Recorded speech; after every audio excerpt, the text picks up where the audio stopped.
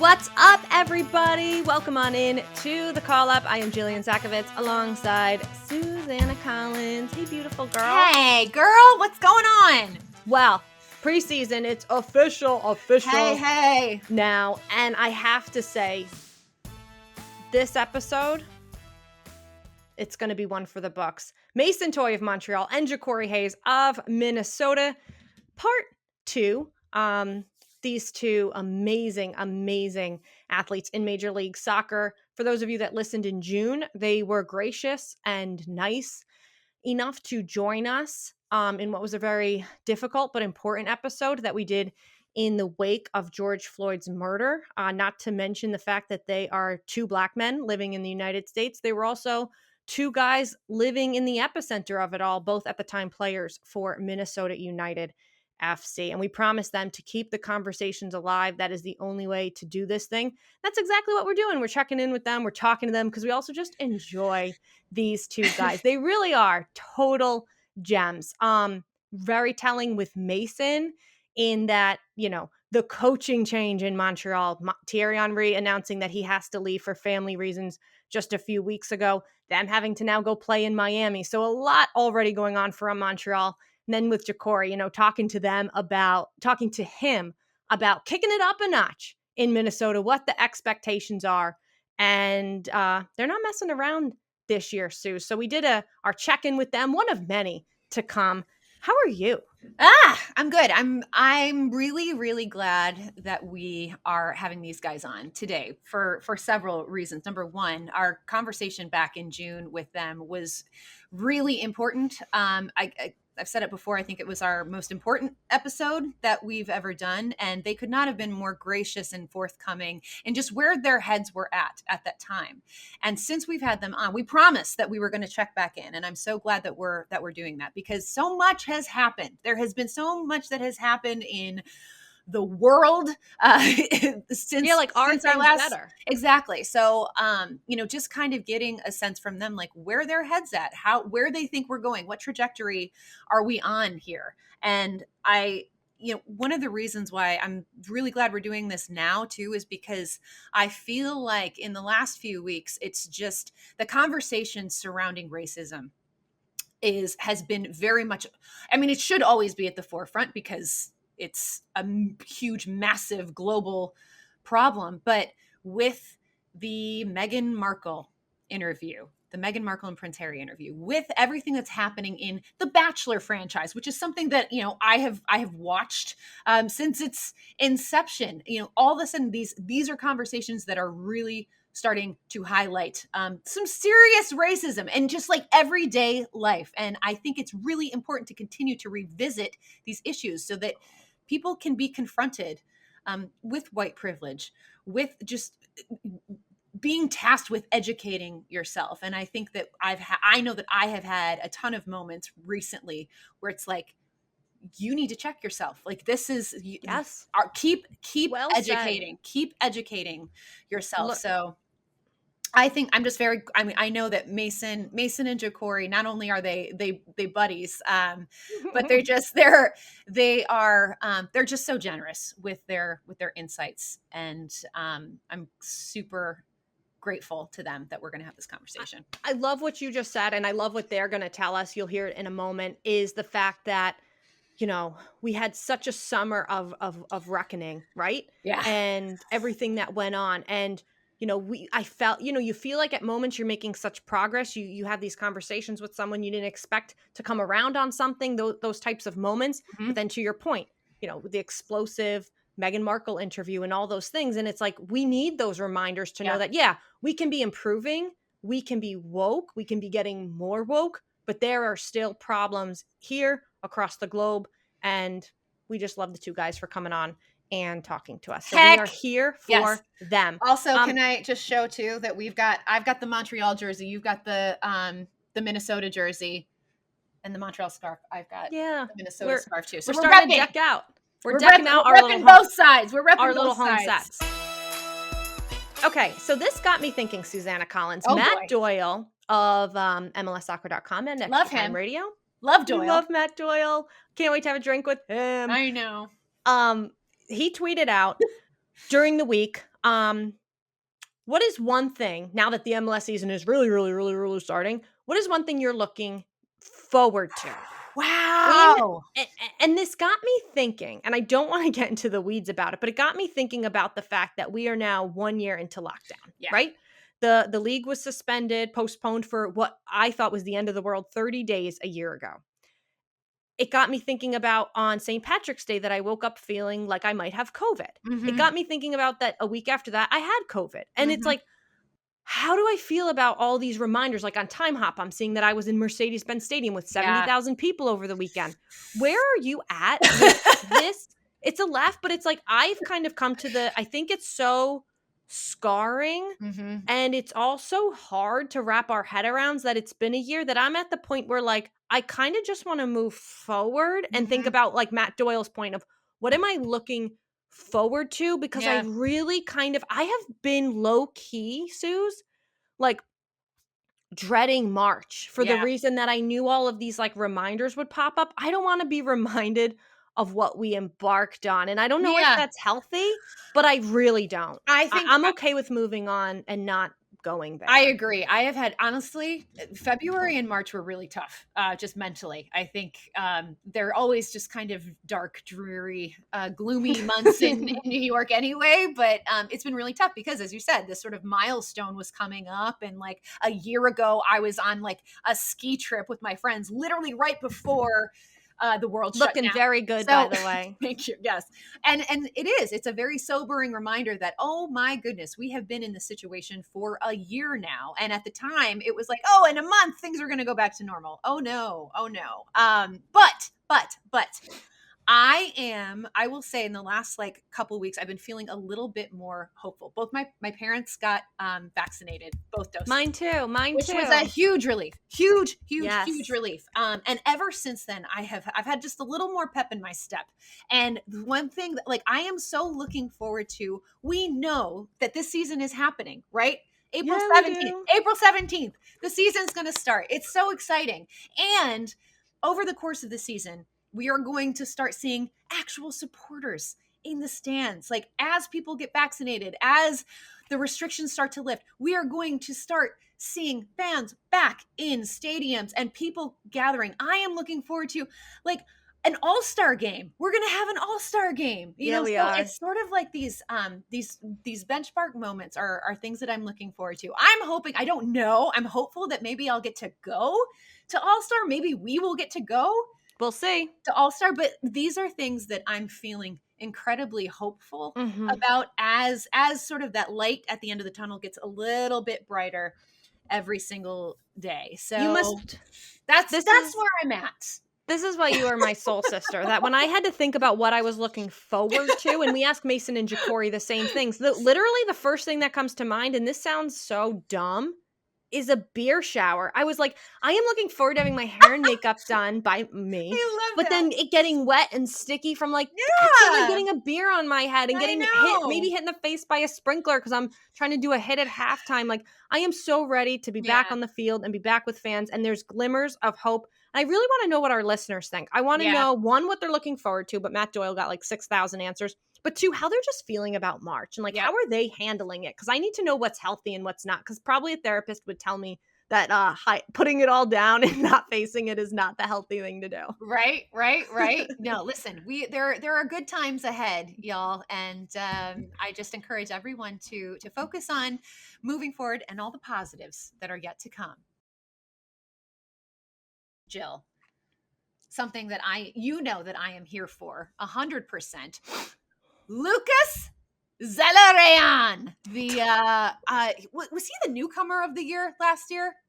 Yes. He was MLS Cup MVP. I know that for a darn fact, for Columbus, but just absolutely an incredible player. He's brought so much to MLS, but he commemorated Columbus's MLS Cup win in the best way, in the most appropriate way, I think, which was he got a tattoo. He got inked right on the calf Wait, of the MLS Cup trophy. And that's real? you know how I feel about commemorative tattoos because I have one. Yeah, you do.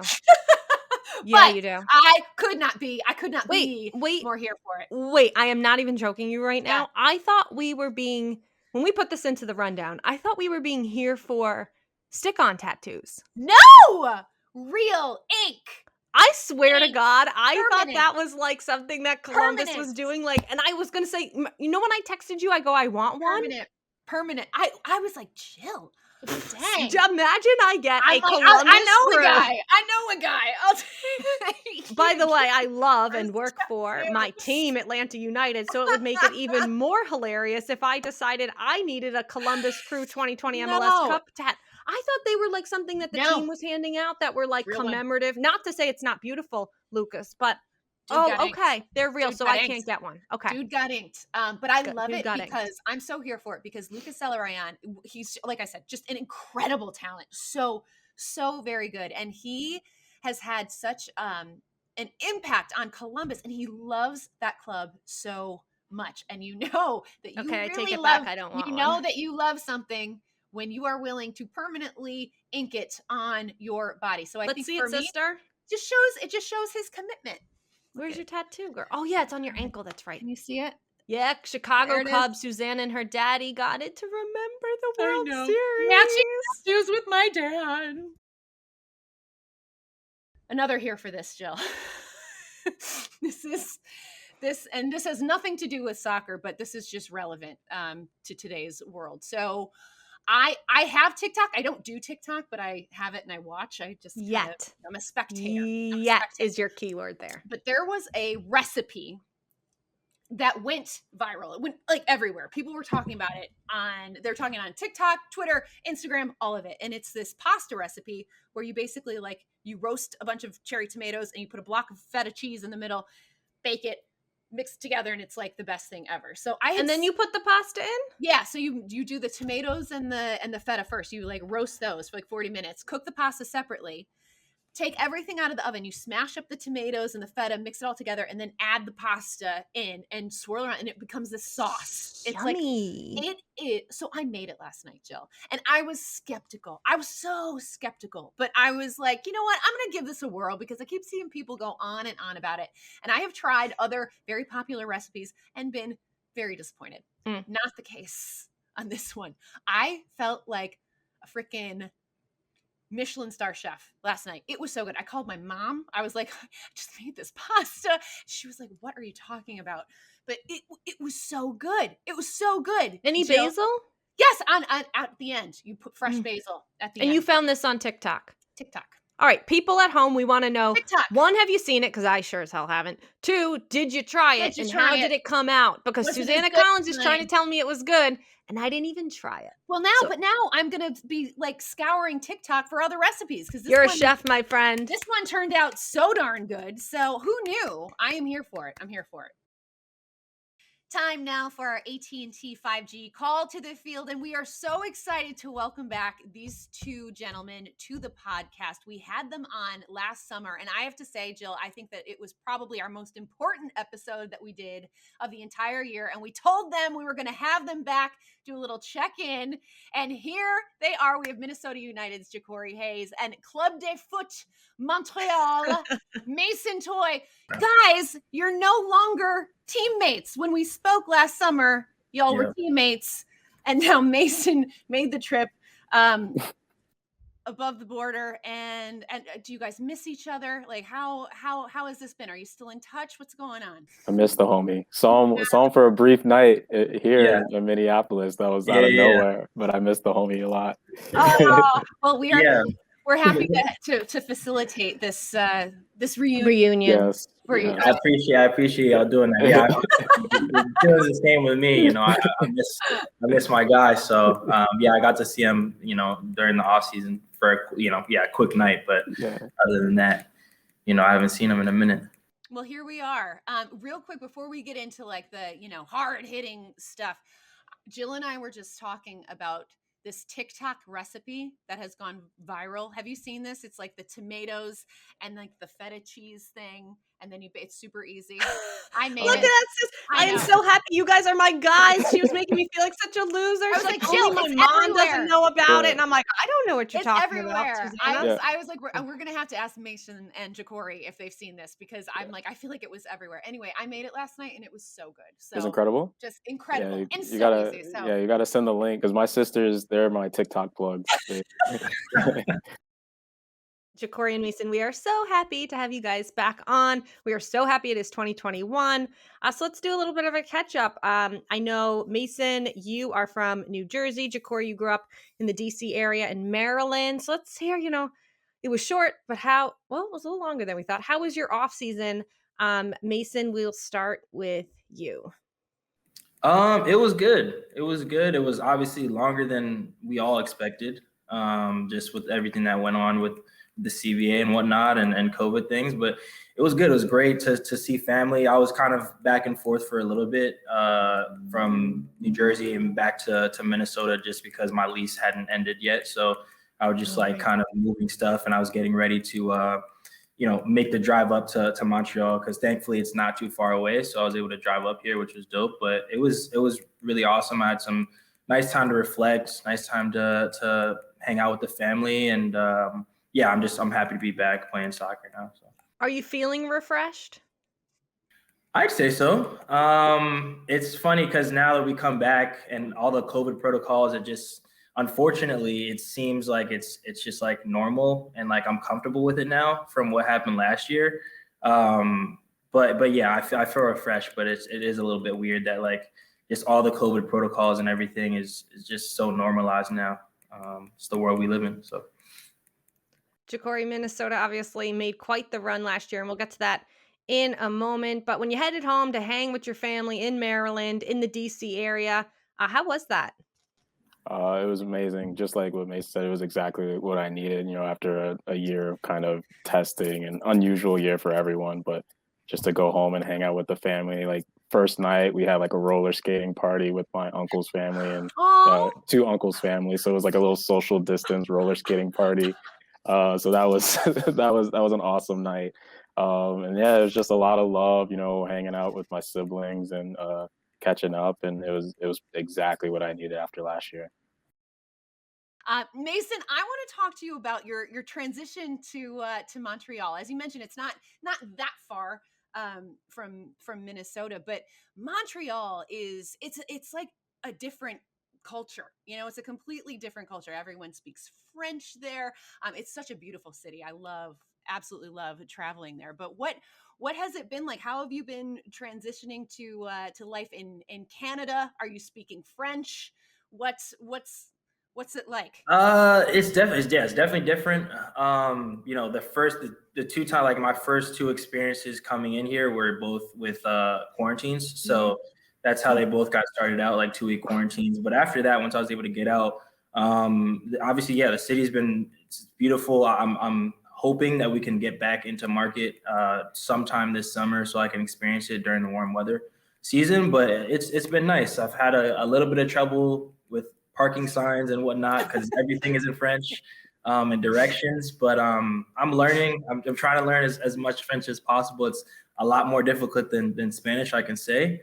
But yeah, I'm enjoying myself, and the club is amazing. Facilities are great. So yeah, I can't complain.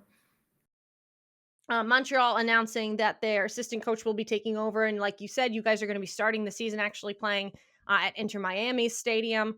What is the new coaching transition like? And as I have to ask you, what was it like playing for the legendary Thierry Henry? It was, great. There's, I think we all learned a lot from top to bottom. I think everybody in the club definitely took something from it, from his time here. I'd say I've never met anybody that loves the game of soccer that much. This guy lives the sport. A lot of people compare him to like a Michael Jordan, just kind of stature. And for me, yeah, and for everybody, that's how you feel. But, after the first couple of days, I got more comfortable with him. And then it was just really just trying to soak in as much knowledge as possible. So I'm really happy to have spent time learning from him. So that was great. But obviously, with his family being in Europe, and not being able to kind of go back and forth.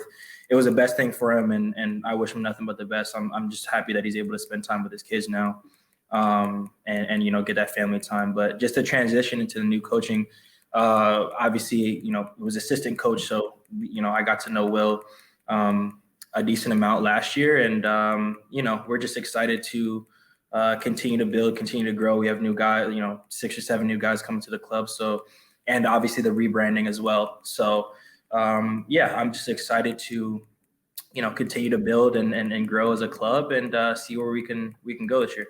All right, I'm glad you brought up that rebrand, because Montreal was one of a few clubs that have kind of undergone this refresh, that we'll call it. And I see Jacori's shaking his head too, because I want both of your thoughts. So Montreal sent me one of the new jerseys. Yes, Montreal, don't worry, I'm still waiting for mine. That's why I'm not hanging it up. I know it's lost in the mail. Okay, and I'm gonna say this scarf. This is like the new kind of snowflake print scarf. Much appreciated.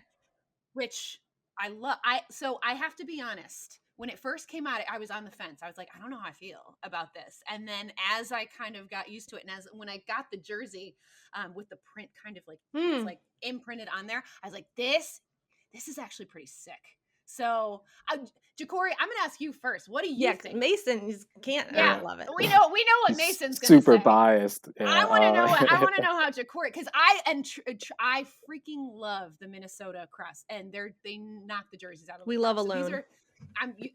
You guys are looking fresh to death. Yeah, but yeah. Jacori, what do you think of Montreal's rebrand? I mean, it looks nice. A nice little snowflake there. Interesting what the mascot choice will be, like to be out there running around. But I think it looks clean and classy. Like you said, it looks nice on the jersey. Yeah, I'm into it. Big old snowflake. Yeah, just a big snowflake running up and down the stands. Mason, I know you have to. Mason has to like it, right? Like, of course. I mean, obviously, Rafa's sitting right there. I think everybody was just, the Montreal logo, like, the Impact logo it's kind of a staple. A couple teams in Canada, so that when you look at Montreal, you see the Impact, you see that logo. So it's especially for the fans, it's going to take them a while to get used to it. But day by day, as you see it every day, and you're wearing the training kit and you see the jerseys, it just grows on you. And I'm not going to sit here and lie to you and be like, oh, like I loved it immediately when I saw it. But as time has gone on, I've really taken a liking to it, and the jerseys look amazing. And at the end of the day, especially for the fans, man, if we're winning games, and I don't think anybody cares about you know what I mean? So that's the way I'm looking at it. It's very true.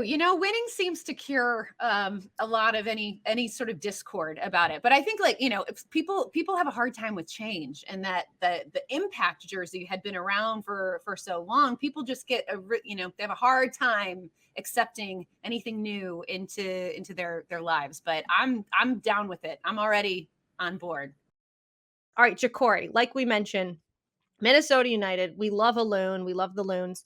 2 questions for you. I want to talk about the team, but first, a shameless Wikipedia search, because we are stalkers, professional stalkers, showed us that you were born on Andrews Air Force Base in Maryland. That's kind of unique. Yeah, it's definitely special. My mom spent 4 years in the Air Force.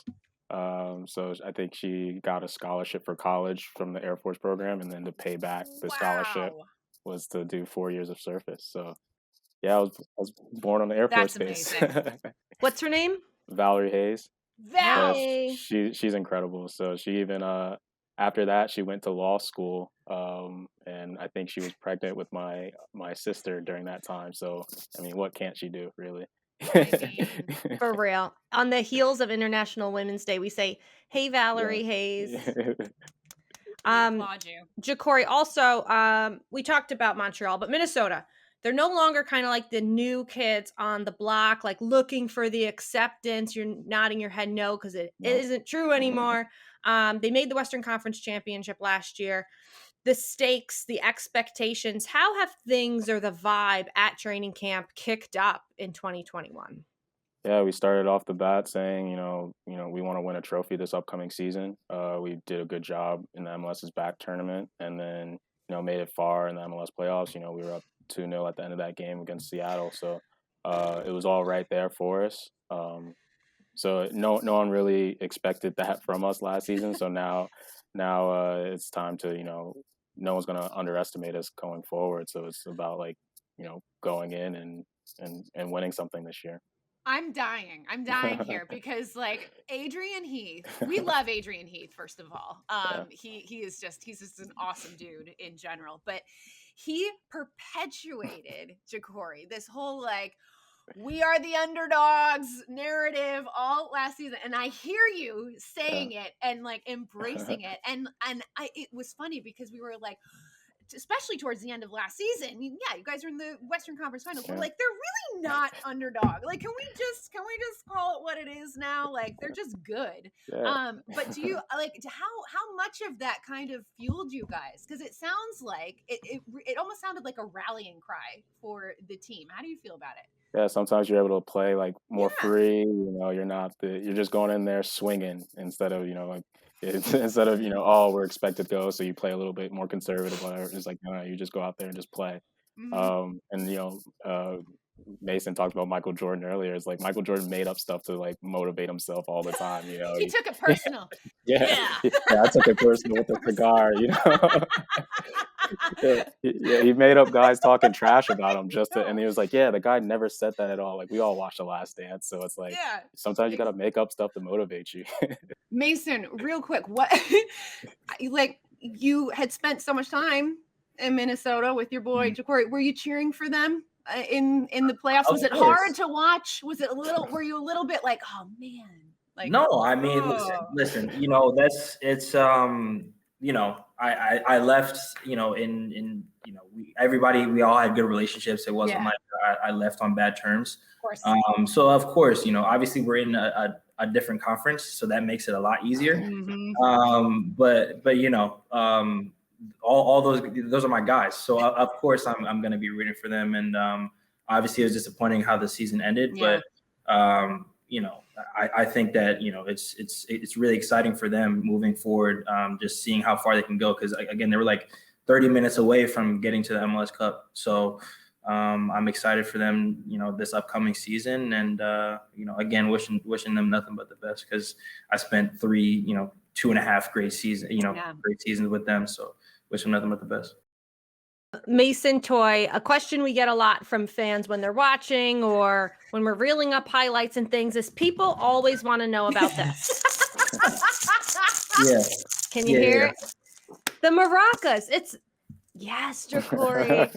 It is like so quintessential Mason. And I know you've talked about the story in the past, but for people who want to hear it, like, how did that come about? And has it stayed in Canada? I have to ask you. And like, is it going to stay in this year? Are you going to make it a little more French? Like, what's going on?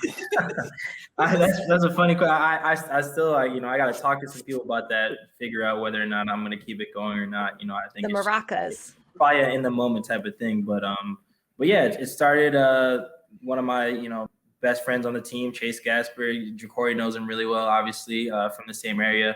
It was before an Open Cup game against Houston, and we're kind of just taking the celebrations to do. And Chase came up with it in the locker room, and I was like, oh, dude, we should do that in the corner if one of us scores. And I scored late in the game. And like as I'm turning, I look at Chase, and Chase is sprinting down to the corner. So I was like, oh, okay, I guess we're doing this. And then the camera didn't really get Chase doing it, so it was just me. and Poor Chase. Yeah, it looked good. So it did. Chase and I talked about it, and I was like, yo, I think I'm gonna just take this and run with it. So it was Chase Gasper's idea. Give him all the credit.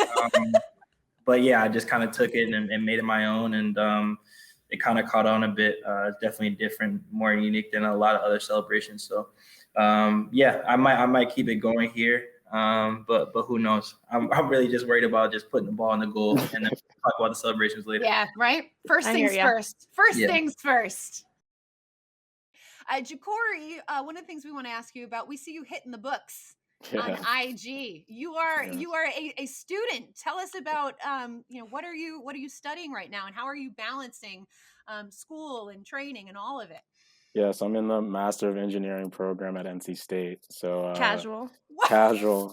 So it's something that kind of started the end of 2019, like studied to take my GRE. And then, you know, when COVID hit and the initial shutdown happened, I was like, oh, this is a perfect time to just start firing off applications.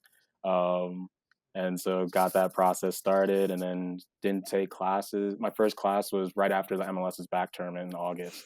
So just I'm taking one class a semester, so it's not a lot of stress, not a lot of day-to-day work, but of course this year perfect timing with preseason and my first exam of the semester. So right after the first session, I was eating my lunch and taking the test up in one of the upstairs classrooms. So didn't think I was back in undergrad with back in my Wake Forest days of being a student athlete, but a couple years later, here I am. Look at Credit to you for actually using quarantine. I had, you know, we all made attempts, right? But it was really hard to stick with. It was just it was a really tough mental year. So much credit to you. And let me ask a question that shows how stupid I am. What does one do as a soccer player with that degree? Is your goal to like combine it with soccer eventually, or to have some second career when your playing days are over? Or is this just a personal challenge? What's the goal? It's a little bit of just personal challenge. Not, it's kind of belittling it, saying it's something to do, but Sure. it's kind of also one eye thinking about life after soccer. We kind of always hear about professional athletes kind of going in through this limbo phase when they're done because their identity's like tied with the sport. So I've kind of always been the type of person that's always loved education and, you know, school, and so it's just something that's outside of the soccer game and something to fall back on in the future. Well, as you guys remember, we had you back on the pod back in June, and this was during a really, really tumultuous time in our country, the wake of the murder of George Floyd. And I know it was less than a year ago, but it feels like so much has happened in that time since you guys were on. And so we want to kind of just like touch base with you and get your perspective on sort of where we are at with things. So in 2020, the Black Players for Change was launched. We saw the boycotts of various leagues and teams, starting with the Bucks, and then, you know, during the playoffs and the MLS's back tournament, taking the knee, all of these, you know, all of these actions that were sort of finally coming to fruition. Where do you think we are at right now in this effort for, you know, to fight social injustice? Do you feel like as a society we're making any progress? And what do you want to see more of? You know, like just kind of where are your heads at with this? Mason, we'll start with you. Yeah, I mean, obviously, we've made some headway here, of course, because we're doing things, and I think a lot of people, at least around my, you know, my community and some of my friends, you know, that are white, that, you know, I've had conversations with them a lot more than I have in the past, and it seems like a lot of people are open to kind of changing their thought process and the way they see things in the country and in the world. And then, you know, within, you know, our league, we've done a lot of things like, you know, taking the knee and the shirts and all that type of stuff. And it's great. But even, you know, you see in the Premier League as well, they're taking the knee, but it seems, or at least for me, it seems like it's gotten a little bit mundane in terms of it's just kind of, this is what we do now. Mm-hmm. And, you know, my hope is that we don't forget the reason why we're doing what we're doing, and we continue to have conversations, and we continue to be vocal, and yeah, because that's just really, that's my fear, is that it just becomes one of those things where, oh, we just take a knee before the game, and, you know, you have academy player come in and they're like, they just see it on TV and they don't know the reason why. And so, again, having conversations like we are right now, just continuing to bring things up, and yeah, I just don't want it to kind of get stale. Jacori, where are you at? Yeah, I completely agree with Mason there, and just like continuing everyone's education and honestly empathy for other people. I think that's where the base level of it all is kind of learning what everyone's experiences are, and then kind of putting yourself in their shoes and how would you feel in those moments, and kind of yeah, just being able to learn from other people, and make it more than just words, more than just like, oh, I'm wearing this like cool T-shirt, or I'm your actual actions behind it kind of are what's going to make a difference, not just yeah, like you said, T-shirts or a kneel or some Yeah. sort of gesture, just kind of actually putting in that the work. And I know when we talked about it before back in June, it was all about consistency, like where are we going to be months from now, like so hopefully now it's like, all right, we're here now, hopefully it continues next month and the month after, and we just like kind of never look back really to the way it was before. And the headlines, despite how terrible the murder of George Floyd was, the headlines continue. We saw um, a day that will live in infamy in many ways, the storming of the Capitol on January 6th. Here we are this week talking to you guys, a week where the jury selection for the trial of the Minneapolis police officer Derek Chauvin begins, who is being charged in second-degree murder and manslaughter in the death of George Floyd. So it's like we're having these conversations, we're seeing things maybe play out, but we're still seeing things that are very scary, right? And we knew it wasn't going to disappear in 6 months or overnight. We were talking off camera, Jacori, just about that. You're home in DC hanging out, and you're at RFK Stadium on January 6th. Yes, I was training that morning with some friends from, I think, from DC United that day. We were just training in one of the RFK auxiliary fields. My mom always said like, "Oh, make sure you get back out of town. There's going to be the riots and stuff like that." I was like, "Yeah, yeah, yeah. Like, I know, I'll get out. Like, I'll stay out of trouble." And so drive home and cut on CNN, and little did I know that a couple miles away from me, not even maybe like 1 or 2 miles away from me, it was all that mess going on at the Capitol. So kind of shows just how incredibly close to the situation that I was, but just how chaotic that whole day was. Really, you couldn't really believe that just a group of people just chose to invade the Capitol. Like that doesn't even blow your mind. Like we wouldn't let a foreign government do that. We kind of let our own people do that. It's just mind blowing that whole day. I don't think it's like we won't really know the impact of that until we start reflecting on it a while down the road. But it was absolutely nuts. Mason, what did you think? When we kind of saw all of that again. Mm-hmm. I'm not gonna lie, there was a bit of fear for me because when you're watching it, you're just like, what is going on here? And it just seems like people are kind of doing whatever they want, and nothing is happening. So it was a bit of fear, disappointment, that there's people that think they can just do something like that and get away with it. So obviously, now we're looking at it, they're not really getting away with it, but just watching what was going on, yeah, it was just a lot of disappointment and a bit of fear that people just have so much hate, and they're just so single-minded, I guess, and just very close-minded, and just thinking kind of about themselves. So it's just very disappointing to see that we have. Obviously, we know that we have people like that within the country, but it's disappointing to see. We're in 2020, and we were in 2020, and things like that were happening. So, and I can piggyback off that a little bit.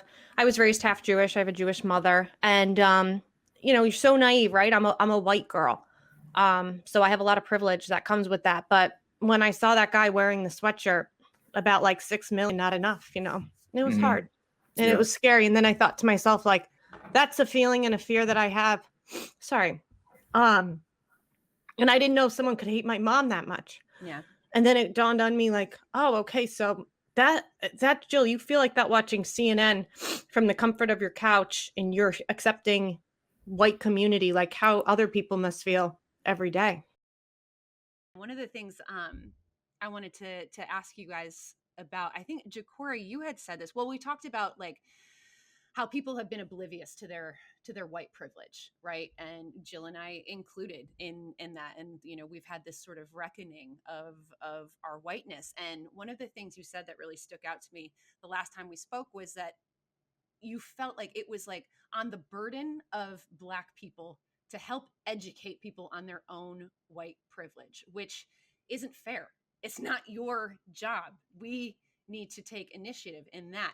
Have you seen any improvement in that area of people just taking responsibility, looking at the world and different situations through a different lens? Like, have you seen that happening at all? I believe so. And like we have this conversation in the podcast. I'm always hesitant just because like they're in my bubble, and so it's like, all right, we kind of view the world maybe in the same ways. But I had no idea that a mass of people actually would encourage like what happened on January 6th, or that they still have those thoughts. And heck, it's even international. The Meghan Merkel interview that just happened the other day. I still need Yes. to go watch it, but I heard some clips. But like like these sentiments are international. And I it always blows my mind when I hear like a news story about how someone views a situation about race and thinks of someone less than. And because it's like, man, how can you even think it doesn't even come into my realm of thinking. But like there's millions of people out there. So it's like, like I said before, it's not like my job to reach out to them and show them my humanity and that like you should value me as a human. It's I don't know how they get to that point of having that empathy and just like recognizing like, oh yeah, they're just like me, like I shouldn't treat them any different. I don't know how they have that lesson given to them. Yeah, I'm really at a loss, really. I know. But Well, I am proud of the people that like are in my bubble that I've seen, that kind of have my views, that they definitely are educating themselves and have that empathy, and knowledge about them. Knowledge is a big word, that you use, and you can't come at people of, you got to meet people where they're at, but sometimes it's like they're so far away, how do you get there, Mason? I'd just say bravery from the people that really know what's right and what's not. And we're never gonna live in a perfect utopia of where everybody, no, like no one hates, they're the person to the left or to the right. But the more that we can have people that are in friend groups in school or in at work, or whatever, and there's 3 or 4 people, being racist or just saying things that about hate, hating another race or hating another person or whatever, can that one person that knows and has empathy and has the the right morals to stand up and be like, hey man, like that's not cool, that's not okay, and start a conversation and make people feel uncomfortable. So we need more people to just be brave, like people that aren't black to stand up for black people and people of color. And just stand up for us in those situations, because a lot of people just stay silent in those situations and they don't say anything, and that's how people don't learn, and that's how those things that have been happening for hundreds and hundreds of years, thousands of years, we can put a stop to it. It's on all of us. We touched on it real quickly, but I wanted to ask you both about the Black Players for Change and some of the league initiatives that we've seen. Do you feel like, and they're doing incredible work, and I'm so glad that they're shining a spotlight on the work of the Black Players for Change, but do you feel like the league is doing enough right now? Is there something more that you think we could be doing as a league to support these efforts? I'll let Jacori go first on this. Yeah, I think I think they're doing a good job, or they did a good job last month, kind of highlighting exceptional Black players that they had in the league, highlighting their careers. I think a big thing is just continue to have more like the diversity in the higher up positions in the league, whether that's coaches, GMs, in the board meetings. So I don't know if that looks like ex players or however the case may be, but I think that's another a big step that the league can take, is that's something multiple companies across the country, across the world can take. Just having that diversity, whether it is Black, people of color, women, just kind of all in all aspects. Having that diversity, I think, is extremely important. Yeah, no, I'm right there with Jacori. But yeah, I mean, there's always more that they can do. But obviously, you know, the league is, you know, making strides, and you know, we're making progress here on things. But yeah, that's I'm right there with Jacori. You know, obviously, I'm lucky enough to have a black head. You know, I had, you know, my coach last year when Thierry was there, we had a black head coach, black assistant coach, and Kwame, our other assistant coach. With they're all three of them is black or were black, so that was really awesome to see. And obviously we have a black head coach again this year. So for me personally, super exciting. That hasn't happened ever. For me playing soccer, that's the only time I had a black head coach was when I was playing basketball. So just seeing that for me is awesome, and a really nice step in the right direction. And I applaud the club. Obviously, Will deserves it. He deserves this head coaching opportunity. But yeah, still, I just applaud the club for giving this opportunity. But yeah, there's always progress that we can make, and hopefully, we can have more black head coaches within the MLS in the future. For both of you, whether it's on the pitch, personally, racially, anything, what positive, like what is the one thing you are really looking forward to in 2021? Yeah. Oh, like personally and anything? Yeah. Yeah, probably still finishing out my schoolwork. But excited to see like what impact I can have off the field in the community.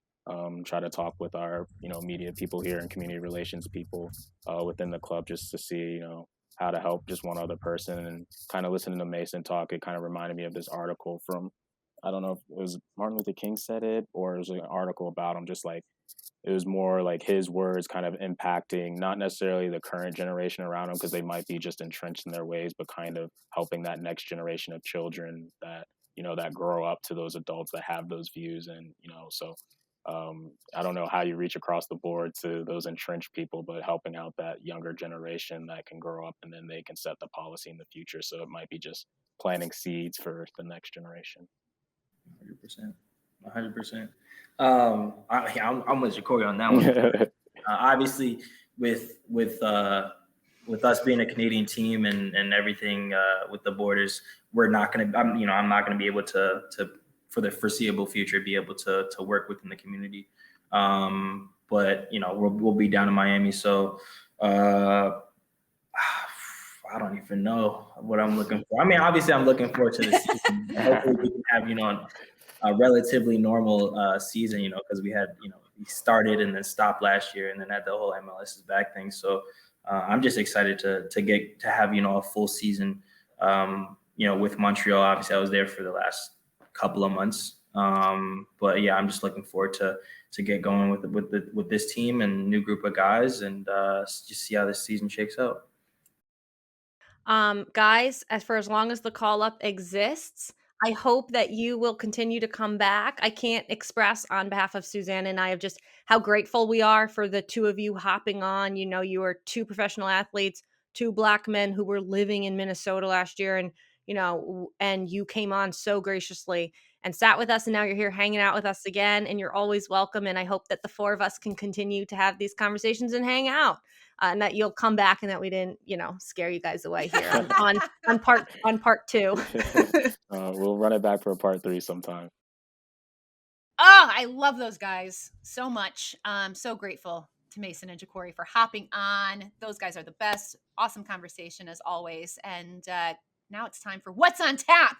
Jillian Sakovitz, and what the heck is on tap? Not girlfriend? sure if you're aware, but March is Women's History Month. So in that vein, MLS Works and Women at MLS are presenting the Soccer for All speaker series to highlight trailblazing women on the technical and sporting side of the league, as well as on the pitch itself. And P.S. the call up. Hello, we are a fully female hosted and produced podcast. We are going to be highlighting some of the more raw discussions that we've had with some of our guests over the past 3 seasons. So we are going to kick off this discussion of women having a seat at the table with the one and the only Becky G. I think the pillars of what bring us together as women, knowing that equality is so important to us, and that, you know, a lot of people throw around the word feminist, right? And it's sometimes even used with like a negative connotation. And I'm like, why? Like an We're annoying not. one. Yeah, and I'm like, you know what? We're not trying to create a girls' club here. We're just trying to show you guys that we're just as capable and we're just as worthy of the opportunity. Love, love, love. Yes. Heck yes, Becky G, part owner of Angel City SFC in the that will be in the NWSL. And you know, something I just want to flag here. I love that clip and I am so happy we used that as our first one. But these are just conversations with people about what they do. Yeah. About, you know, we had Dax McCarty's wife, Jen McCarty, on, who talked a lot about her life as a professional woman and just funny stories about like living with Dax. This isn't just about being women, right? When we have women on, we have them on because of who they are. And I just want to throw out there that I am so proud, Susanna Collins, to work alongside you. None of this would be possible, and it sure as heck wouldn't be possible without our producer, who is just the most qualified person for the job, Galina Platova. So shout out to her. Back at you, Jillian Sakovic. And don't forget, tune into Extra Time this upcoming Thursday for Bruce Arena. Oh my gosh, I wish I could be a fly on the wall for that. Have you ever heard Brian Dunst's Bruce Arena impression? Because it's very good. It's so good. It's so good. Bruce is always entertaining. I can't wait to see what he has to say to the guys. And next Monday, the call up is invading Extra Time Radio, so be sure to check that out. Again, we want to hear what you think about this episode. I want to know if you also made the pasta, and I want to know how you're handling March. So, like, can you hit us up, please? And if you guys want more awesome content celebrating Women's History Month, just go to MLSsoccer.com. Check it out. We are there. Watch some old clips of the call-up if you like. And they're evergreen. They are evergreen. These conversations never stop, guys. Sorry. Not sorry. Oh, we love y'all. Thanks for tuning in. See ya. Bye. What's up, everybody? It is Susanna Collins and Jillian Sakovic, co-hosts of The Call-Up. And if you want more call-up action, hit like and subscribe right here on YouTube, right there. And also make sure that you download every episode of The Call-Up every single Tuesday at 5 o'clock Eastern Time or anywhere that you get your podcasts. And while you're here, why not check out some of these other videos as well?